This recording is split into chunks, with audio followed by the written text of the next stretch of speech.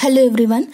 Now we will discuss about how the operating system is designed and it is constructed. The central part of the operating system or the central concept of the operating system is process.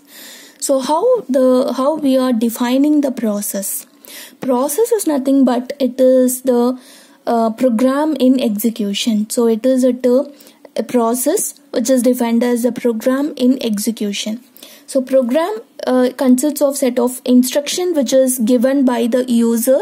Once you are creating an executable file and you are just loading in the memory, that is what we are calling it as a process. And whenever it is given to CPU for execution, we can call that as a process. In some cases, the process also be called as job. So both are actually similar interchangeably. We can call this process as a job or job as a process. So here in earlier days, but in earlier computers, we started to work only with the single programming environment. Single programming means only one program can be executed at a time. But nowadays, we are working with a multi-programming environment, which means more than one program can be executed at a time. So, or the process will be executed at a time. We can also define the process as the abstraction of a running program. So, or we can get the clear idea about the running program so that we need to serve some information about the process. So we will discuss what are all the information that we need to store about the process, right? So before that, while we are working with the multi-programming environment, how the process switches from one to another. So what is actually multi-programming? We are telling that more than one process can be executed in the system. Will it be a concurrent execution? So it is not said to be the concurrent execution, which is concurrent is nothing but a parallel execution. It is not said to be the parallel execution, which means only one program can be executed, but the CPU will switches rapidly from one process to another process. So switching takes place rapidly, which means first a CPU will execute one process. If that particular running process has any interrupt or any other external signal, or if it wants to execute any IO operation, so it will not, the CPU will stop that currently running process, but it will not sit idle. It will move on to the next process. This is what switching between one process to another process. This is what we are getting in case of multi-programming environment. We are improving the CPU utilization very well. So we are just using all the resources effectively. So we are improving or we are increasing the CPU utilization in case of multi-programming environment. So let us see one example for this. So if you are working with the multi-programming, suppose if you switch it on your computer, so your startup process will be executed. Your startup process will be executed at the same time. There will be some programs will be executed for waiting to receive any emails, and at the same time there will be some program will be executed for some antivirus program. So it will it will try to catch any one of the virus that may define in the system. So automatically, so simultaneously the user will also be executed some user developing program, like he wants to print the file. So that process will also be executed simultaneously, and the user will search some of the content in the web browser. So that process will also be executed simultaneously. All the process will be executed at the same time, but it does not mean all the process will be executed at one time. So which means the CPU will switches very fast. So for the first process, and again it will switch over to the next process, again it will switch over to the next process. So it keep on switching to many process, and in that way it is just executing all the process, and it is showing that illusion that the user get the illusion that the process are executing simultaneously, but it is not like that. Okay, but what happens beyond the system? CPU will switch from one process to another. Within a fraction of a second, it is doing all those things, right? Which we cannot believe it, but we are thinking that all the processes are executing at the same time. But it is not like that. So that is what. So why we are going with the switching process? In order to improve the productivity of the CPU and a lot of resources that were available. So that is what we are going for, the switching process, right? And the OS process, we also have the categorization of process. One is OS, or the system process, and another one is user process. So OS process will execute the system code, whereas user process will execute the user code. So separately it will execute according to the instruction it is provided in the system. So whether user wants to execute, it will execute all the user process. Suppose if he wants to execute any system program, then the OS will take care of the control and it will execute the system program. So it will not allow the user to execute any system program. So this is what, how it is separate the OS process as well as the user process. Okay.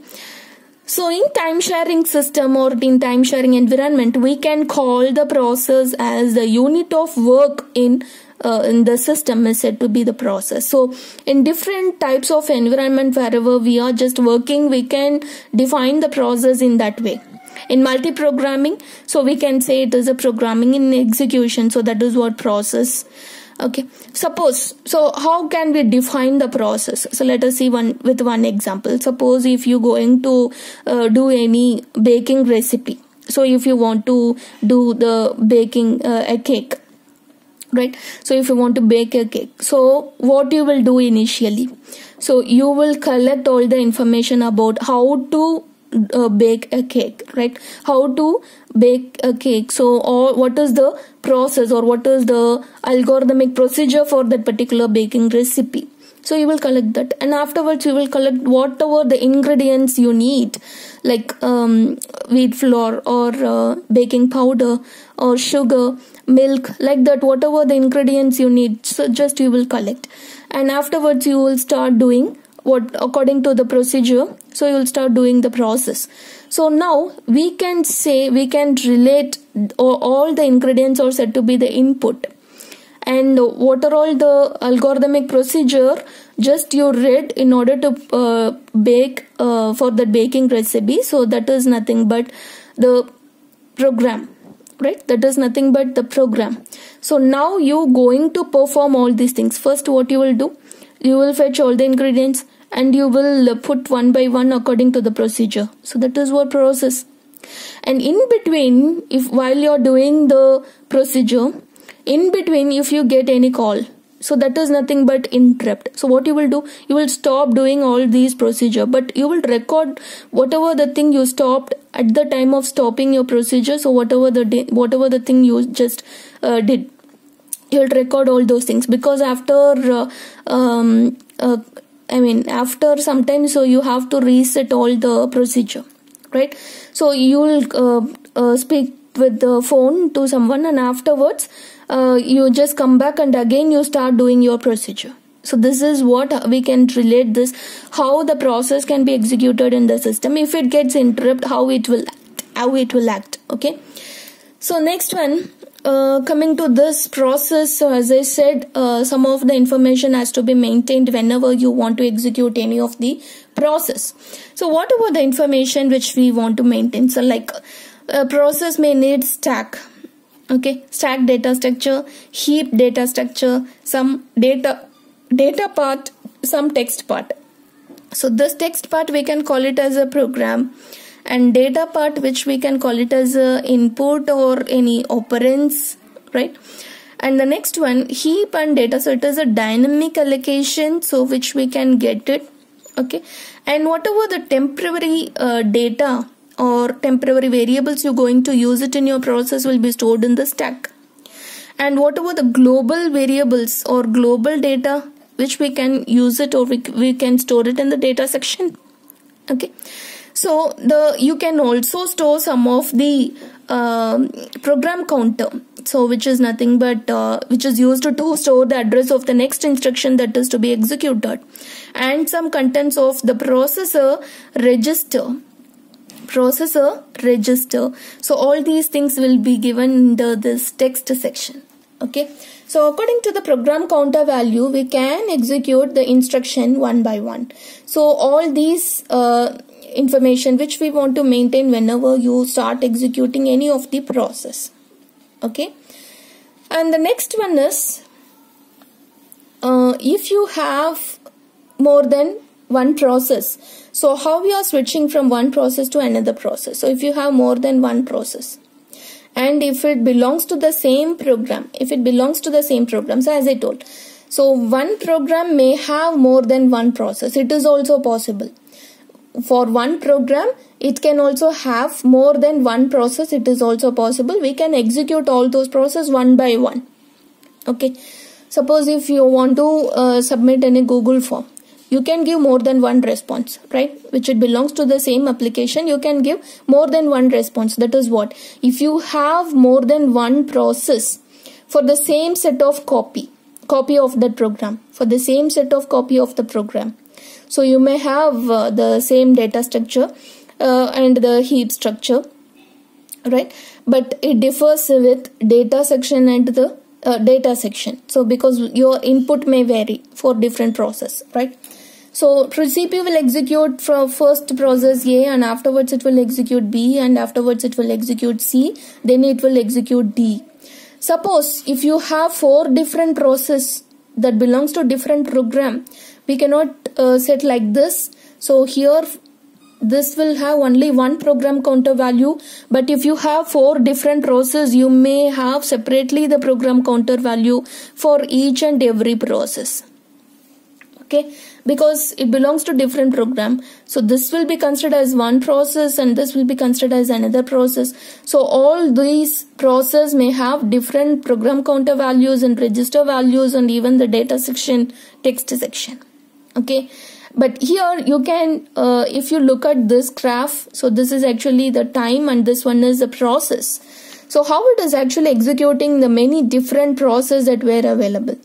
So it gives the illusion to the user that it is executing at the same time, but it is not like that. First it will start with the process A, and after leaving from the process A, it will execute the process B. So at the execution of process B, the process A will not be executed. So this is what the graph it is actually in the case of multi-programming. Okay, so we are not executing all the process at the same time. CPU will switch from one process to another process. So this is what. So after the execution of process B, again C will be executed, then D will be executed. But it is not completed this process A, so it starts executing the same process again, and in the same way it will execute all other process also, right? So all these things, this will show how we are working with the multi-programming environment. And the next one is process states. We have different process states that were available. First one is new, and the next one is running, waiting, ready, and terminate. So new is nothing but once the program entered into the system. So we cannot say that it is executable file. So we can say once the program has been developed by the user and we have given into the system, so which means it has been stored in any of the secondary storage, not in the main memory. So it is stored in the secondary storage or any of the disk space. So we can call that particular process state is new. So initially it entered into the system. So at that stage we can call which process state it is. It is actually belongs to new state. And when it will be changes to running state, when the process given to CPU for execution, once it has been loaded into the main memory, and afterwards that will be given for execution. So that is what running state. Okay, when the process currently executed by CPU, we can call that particular process under which state, that is running state. And what is waiting state? Waiting state is nothing but while it is executed by the CPU, right? At that time, if it wants to execute any other IO operation, if it wants to execute any other set of operation which is not defined by the CPU, right? So what happens here? It stops executing the current process. CPU will stop executing the current process. So this particular process will be given for any other IO devices. If it tries to execute any IO operation, it will be given to any other IO devices. So that means this particular process will comes under waiting state. Okay. And the next one is, and that's particular time that IO devices is not available means this particular process will comes under waiting state. Okay. And next one is ready state. So once the program has been loaded into the main memory, it will be in ready state because it is ready for execution. So whenever the CPU wants any process, so it will be given to CPU for execution. So that is what ready state. So you know the difference between ready and new. New means the process that has been entered initially into the system that is not loaded into the main memory. That is what at that time we can call that particular process under new state. So once it is loaded into the main memory, so it means it is ready for execution. So we can say that process under ready state. So when it will switch over to terminate state. So after executing its set of operations, after execution is completed, then it will be under terminated state. So that particular process will be terminated from the CPU, and we can get it back from the main memory also, because the main memory is too small to hold many number of processes. So we can give some space for some other process who is ready for execution. So that is what terminate state. So we have all these basic states for all the number of process. So now let us see what is the state diagram which we have. So process state diagram. So I will explain to you what is the flow of the state diagram. So initially, as I told, the process enters into the system comes under this new state, and afterwards once it is admitted, which is new state, and afterwards once we have loaded that process into the main memory, it will switch over to ready state. And from the ready state through the scheduler dispatcher. Scheduling means the OS has to schedule any one of the process from ready state to running state, which means from the main memory it has to schedule any one of the process to CPU for execution. So at that case the state will be switched over from ready to running. And then running, so which means if it completes its execution, then it will move to terminate state. Once the process is over, then it will move to terminate state. Suppose if the process is not completed, in between, if that particular process wants to execute any other IO operation, otherwise if it gets any interrupt, what it will do, CPU will stop executing this particular process so that its state will switch over to from running to ready.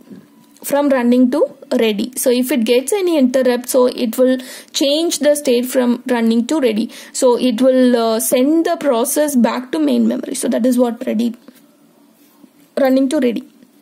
And when it will go to waiting state, from running to waiting state, when the process will switch over, so if it waits for any IO operation or event, so here only the interrupt occurs. It is not IO operation, only the interrupt occurs. It will change from running to ready. If it waits for any IO devices in order to perform any IO operation, so it will move to waiting state. And from the waiting state, after the completion of IO operation, so it will come back to ready and not running. So we cannot give only from the main memory the process has been given to CPU for execution, but when it is under waiting state, the process will not be given to CPU for execution. So from the waiting state only we can switch to ready state. This is possible, but this is not possible. Okay, we cannot switch from waiting to running. We can switch from waiting to ready, and again from ready to running. It is a way of giving process from waiting to running. Only through ready state we can give the process for execution. So this is what the process state diagram. So how the flow of process from one state to another. Thank you.